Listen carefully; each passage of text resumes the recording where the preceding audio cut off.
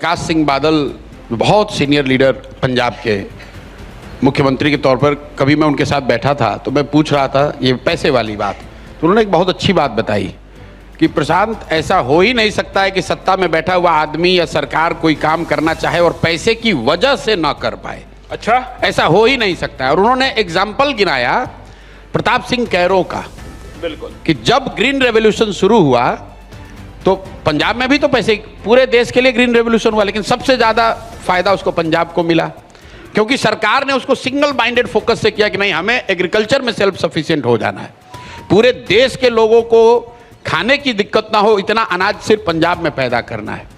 तो जब भी जिस किसी सरकार ने, आप top 10 chief ministers of India उठा के देख लीजिए, रामचंद्र गुहा ने किताब लिखी है, और उन 10 चीफ मिनिस्टर की आप हिस्ट्री उठा के देख लीजिए, उन्होंने सिंगल माइंडेड अगर किसी एक चीज को पकड़ लिया, वो चाहे कामराज हो, नंबूदरीपाद हो, महाराष्ट्र में चौहान हो, प्रताप सिंह कैरो हो, इन लोगों ने अपने राज्य में एक जो मुद्दा पकड़ लिया उसको हर हालत में उन्होंने करके दिखाया है। तो बिल्कुल बिहार में मेरा अपना मानना है कि बिहार को अगर अपना गौरवशाली इतिहास वापस हासिल करना है तो हम लोग मैन्युफैक्चरिंग के हब नहीं हो सकते हैं, बिहार सीमेंट की फैक्ट्री नहीं हो सकता है देश के लिए। हम लोग को अपना चुनना है कि देश में हमारी सबसे बड़ी स्ट्रेटेजिक हमारा एडवांटेज क्या है। हम लोग ज्ञान की भूमि थे और पुनः इस धरती को ज्ञान का भूमि ही बनना है। अब लोगों को समझ में नहीं आता कि भाई ये कैसे होगा। अरे भाई, अगर लोग इंजीनियरिंग करने के लिए पूरे देश से कर्नाटक जा सकते हैं, अगर आप उतने अच्छे इंजीनियरिंग कॉलेज बिहार में बनाएंगे तो पूरे देश के लोग यहाँ पढ़ने आएंगे। बिल्कुल बिल्कुल। तो मेरा पूरा फोकस सिर्फ और सिर्फ शिक्षा और उसके इर्द गिर्द है।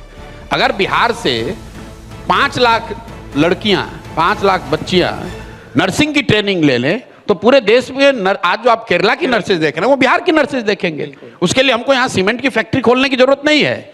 मैं हर प्रखंड में इफेक्टिव फंक्शनिंग नर्सिंग कॉलेज चाहता हूँ, मैं फार्मेसी चाहता हूँ, मैं पॉलिटेक्निक चाहता हूँ, मैं यहाँ पर यूनिवर्सिटीज बड़े चाहता हूँ, मैं यहाँ प्राइमरी स्कूलिंग की देश की सबसे अच्छी व्यवस्था चाहता हूँ। ज्ञान आधारित अर्थव्यवस्था की आप बात, बिल्कुल ज्ञान आधारित सर्विस सेक्टर से ही देश पूरे दुनिया में जो सबसे संभ्रांत सोसाइटीज हैं, they have invested in education and they have invested in service sector.